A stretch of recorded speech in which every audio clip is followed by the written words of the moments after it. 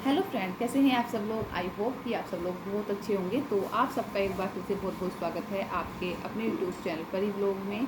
तो अभी बहुत सा चर्चाओं में है नेहा आशीष तिवारी और उनकी तिवारी फैमिली, साथ में सचिन भैया। तो सचिन भैया ने जो भी एलिगेशन लगाए थे रात तिवारी फैमिली पर, उसके बाद से सचिन भैया 1 बजे फिर से लाइव आने वाले थे, लेकिन 1 बजे लाइव उनकी नहीं आई है। और ना ही दीदी की तरफ से कोई लाइव आई है, ना ही कोई वीडियो आई है, ना ही कोई कम्युनिटी हुई है। मतलब बिल्कुल चुप्पी साधी हुई है।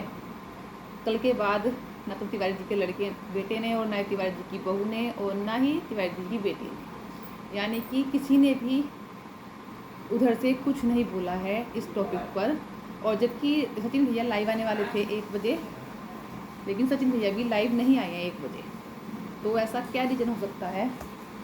और सचिन भैया भी कहाँ गायब हो गए, जो कि अभी बहुत सारी पोल खुलने वाले के तिवारी फैमिली की। बाकी सब तो चलो मैं मानती हूँ कि जो नेहा का जो एटीट्यूड था ना, ये कि मेरे पीछे लड़कों की लाइन लगी हुई है, ये बात ना मुझे बहुत ज़्यादा उनकी अच्छी नहीं लगी थी। क्योंकि लड़कों की लाइन यार, हर किसी चीज़ की कमी नहीं है। मतलब मेरे पीछे लड़कों की लाइन लगी पड़ी है, मेरे पास किसी चीज़ की कमी नहीं है। तो कमी तो किसी के पास किसी चीज़ की होती नहीं है। लेकिन ये बात जो है ना, मुझे उनकी बहुत बिल्कुल भी अच्छी नहीं लगी थी। एक एटीट्यूड होता है, एक ईगो होता है, एक ईगो टाइप आ गया है नेहा दीदी में, ऐसा लगता है। क्योंकि तो वो पूरी फैमिली में जो मतलब भगवान ने दिया, छप्पर फाड़ के दिया, तो उसकी कदर करो, है ना। आप कहना है उन लोगों का कि जो सचिन भैया उनको तो कंट्रोवर्सी चाहिए होती है। लेकिन अगर उनको कंट्रोवर्सी चाहिए होती है तो आप तो उनके साथ इतने सालों से रिलेशन में थे, तो आपको जब से क्यों नहीं मालूम चला कि सचिन भैया को तो कंट्रोवर्सी चाहिए होती है। जहाँ तक सचिन और मनीषा की बात डिवोर्स तक पहुँच गई थी, सिर्फ उन्होंने नेहा दीदी को सपोर्ट करा, ना कि अपनी वाइफ को सपोर्ट किया, है ना। वो अपनी वाइफ के खिलाफ चले गए नेहा दीदी की वजह से। सचिन और नेहा के रिश्तों पर कितना ज़्यादा, उनके कैरेक्टर को लेकर कितना ज़्यादा, उनके रिश्ते पर कितना सवाल उठे। लेकिन किसी की सचिन भैया को गुस्सा आया उनकी बेइज्जती को लेकर। अगर कोई किसी घर मेहमान जा रहा है, एज ए गेस्ट जा रहा है, पहले तुम बुलाते हो और उसके बाद तुम्हारी फैमिली वाले उसको धक्का मारकर भगा देते हैं। धक्का मारकर वैसे भगाना है, लेकिन गए हुए इंसान की बेइज्जती कर देना कि तू यहाँ किसने बुलाया है, तू यहाँ क्यों आया है, तो किसी को भी अच्छा नहीं लगेगा ये सब, जैसा कि उनके साथ हुआ है। ऊपर से सचिन बिहारी के नाम से नंबर सेव कर लेना। आदमी वेन्यू के बाहर खड़ा है और आप लोगों की उनका फ़ोन पिक नहीं कर रहे हैं, तो ये तो इससे तो ना ही बुलाते तो अच्छा होता, है ना। लेकिन सचिन भैया की बात मैं मानती हूँ, एक उस तक मानती हूँ, लेकिन कहीं ना कहीं फिर मुझे ऐसा भी लगता है कि सचिन भैया की बात जो है ना, मुझे एक थोड़ी खलबली सी हो रही है एक पॉइंट में, कि नेहा की जो सगाई है वो नींद की गोली खिलाकर करी गई। लेकिन ऐसा लगता नहीं कि नेहा की जो सगाई है वो नींद की गोली वगैरह खिला करी, क्योंकि वो जब उनकी सगाई हो रही तो पूरी होशो हास में थी। ऐसे नहीं था कि वो नशे में है। नींद की गोली खाने के बाद तो आदमी सो जाता है। तो वो पूरी इंजॉय कर रही थी। उन्होंने जिस तरह से जो उनकी शादी की, जो उनकी एंगेजमेंट की वीडियोस थी, उनमें उन्होंने वॉइस ओवर भी किया हुआ है। उस वॉइस ओवर में भी उन्हीं की बात है, तो कहीं उनकी आवाज़ ऐसे लड़खड़ा नहीं है कि उनको किसी ने नशा दिया गया है या उनको नींद की गोलियां दी गई हैं। तो देखो, एंगेजमेंट तो ज़बरदस्ती नहीं कराई गई है। कहीं ना कहीं नेहा की ही उसमें रजामंदी थी, तभी एंगेजमेंट हुई है, वरना नहीं होती। रही शोभा भाभी और अभय भैया की बात, तो अब तो पता नहीं चलता कि जैसे बताया उन्होंने, सचिन भैया ने, कि दोनों को लालच है बहुत ज़्यादा। जो बहुत ज़्यादा मतलब नेहा को सिर्फ यूज करते हैं। यूज तो सचिन भैया का भी हुआ है ना। यार सचिन भैया कितना करते थे इन लोगों के लिए ना, सासी के लिए, दीदी के लिए, नेहा के लिए, पूरी फैमिली के लिए कितना करते थे। वो अपनी फैमिली से लड़ जाते थे इन लोगों के लिए, और ऊपर से उनको ऐसा इनाम मिलेगा, क्या कभी उन्होंने सोचा होगा।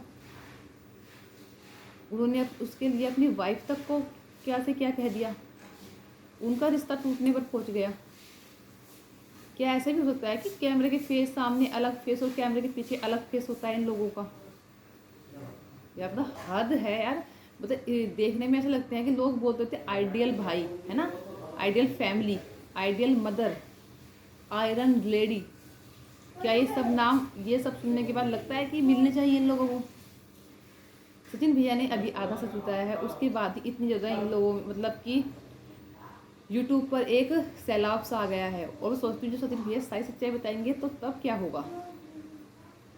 लेकिन तिवारी फैमिली की तरफ से कोई भी जवाब अब तक नहीं आया है। उन सब ने चुप्पी साधी हुई है इस टॉपिक पर।